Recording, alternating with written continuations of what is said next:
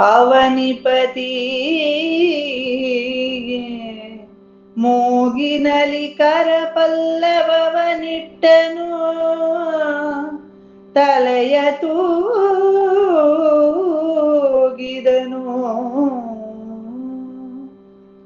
ಅವಳು ದುರುಪದಿ ಖಳರ ಕೊಂದವ ಭೀಮ,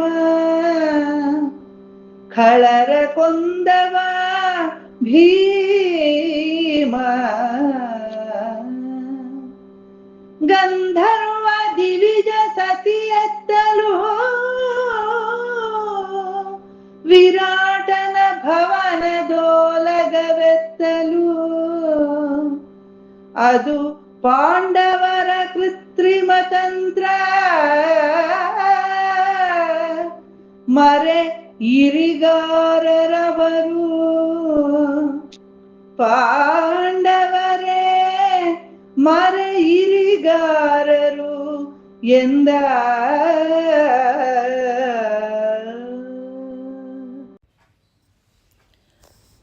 ಶ್ಲೋಕ 7. ಅವರಿಪತಿ ಮೂಗಿನಲ್ಲಿ.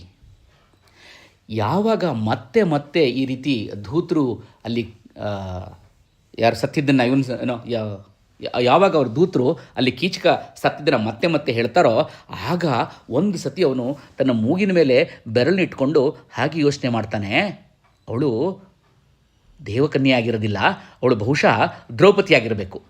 ಇನ್ನು ಆ ಖಳರಾದ ಕೀಚಕರನ್ನು ಕೊಂದವನು ಅವನು ಯಾವುದೋ ಗಂಧರ್ವ ಆಗಿರೋಕ್ಕಿಲ್ಲ, ಅವನು ಖಂಡಿತವಾಗ್ಲೂ ಭೀಮ ಆಗಿರಬೇಕು. ಯಾಕೆ ಅಂತೇಳಿದ್ರೆ ಗಂಧರ್ವರು ಅಂದರೆ ದೇವತೆಗಳಿಗೂ ಮತ್ತು ಇಲ್ಲಿಯ ಭೂಮಿ ಮೇಲಿರೋ ಹೆಣ್ಣುಗಳಿಗೆ ಏನು ಸಂಬಂಧ? ಅದು ಅಲ್ಲದೆ ವಿರಾಟರಾಜನ ರಾಣಿಯ ಅರಮನೆಗೆ ಅವ್ರು ಹೇಗೆ ಬರ್ತಾರೆ? ಇದು ಒಂದಕ್ಕೊಂದು ತಾಳೆ ಆಗ್ತಿಲ್ಲ. ಆದ್ರೂ ಇದೆಲ್ಲನೂ ನನಗೆ ಗೊತ್ತಿರೋ ಹಾಗೆ ನಾನು ಅಂದ್ಕೊಳ್ಳೋ ಹಾಗೆ ಇದು ಪಾಂಡವರ ಕೃತ್ರಿಮಾನೇ ಇರಬೇಕು. ಯಾಕೆ ಅಂತ ಹೇಳಿದ್ರೆ ಅವರು ವೇಷ ಮರೆಸ್ಕೊಂಡು ಎಲ್ಲರೂ ಕೊಲ್ಲುವಂಥ ಇರಿಗಾರರವರು ಅಂತ ಅವನು ಒಂದೇ ಸತಿ ಉದ್ಘರಿಸ್ತಾನೆ. ಪ್ರೌಢಿಯಲ್ಲಿದು ಕೇಳಿ ಬಲ್ಲೆವು, ರೂಢಿಯಲ್ಲಿ ಸಮಬಲರು. ಭೀಮ ಸಗಾಢದಲ್ಲಿ ಬಲಭದ್ರ, ಕೀಚಕ ಶಲ್ಯರೆಂಬುವರು.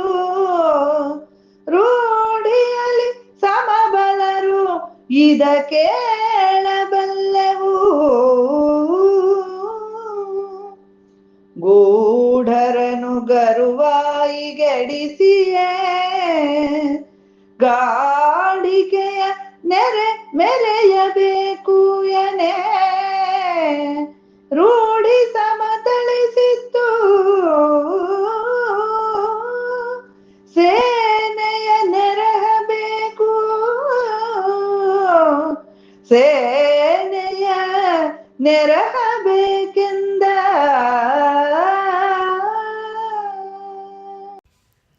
ಶ್ಲೋಕ 9. ಪ್ರೌಢಿಯಲ್ಲಿದು ಕೇಳಿಬಲ್ಲೆವು. ಯಾವಾಗ ತನ್ನ ಮಂತ್ರಿಗಳು ಆ ರೀತಿ ಹೊಗಳ್ತಾರೋ ಒಂದು ಕ್ಷಣ ಅವನಿಗೆ ಅನ್ಸತ್ತೆ, ಛ ಹೀಗೆಲ್ಲ ನನ್ನ ಹೊಗಳ್ಬೇಡಿ, ಇದು ನಾನು ತುಂಬ ಗೌರವ ಹೇಳ್ತಾನೆ, ನಾನು ತುಂಬ ಇದರಲ್ಲೇನು ಜಾಣತಾನೆ ಏನಿಲ್ಲ, ಇದರಲ್ಲಿ ನಮ್ಮವರು ಅಂತೇನೇನಿಲ್ಲ, ಇದು ಸಾಧಾರಣವಾದ ಒಂದು ಬುದ್ಧಿ ಇದ್ದರೆ ಸಾಕು. ಯಾಕೆಂದರೆ ನಾನು ಬೇರೆಯವರಿಂದ ತಿಳ್ಕೊಂಡಿದ್ದೀನಿ ಮತ್ತು ರೂಢಿಯಲ್ಲಿರೋಂಥ ಮಾತುಗಳನ್ನ ಕೇಳಿದ್ದೀನಿ. ಯಾಕೆ ಅಂತ ಹೇಳಿದ್ರೆ ದೇಹ ಬಲದಲ್ಲಿ ನಾನು, ಭೀಮ, ಬಲರಾಮ, ಕೀಚಕ, ಶಲ್ಯ ಇವರೆಲ್ಲರೂ ಒಂದು ರೀತಿಯ ದೇಹ ಬಲ ಹೊಂದಿರುವರು. ಯಾರನ್ನಾದರೂ ಒಬ್ಬರನ್ನೊಬ್ಬರನ್ನ ಸಾಯಿಸಬೇಕು ಅಂತ ಹೇಳಿದ್ರೆ ಈ 4-5 ಜನದಲ್ಲಿ ಮಾತ್ರ ಸಾಯಿಸ್ಬೋದು. ಹಾಗಾಗಿ ನಮ್ಮಲ್ಲಿಂದ ಬಲವಂತ ಅಂದರೆ ನಮ್ಮಲ್ಲಿರುವಂಥ ಬಲ ಶಕ್ತಿ ಇದೆಯಲ್ಲ, ಆ ಶಕ್ತಿನ ನಾವು ಒಬ್ಬರನ್ನೊಬ್ಬರನ್ನ ಮಾತ್ರ ಸೋಲ್ಸೋಕ್ಕೆ ಸಾಧ್ಯ. ಅಂತರದಲ್ಲಿ ಹೊರಗಿನವ್ರು ಹೇಗೆ ಬರ್ತಾರೆ?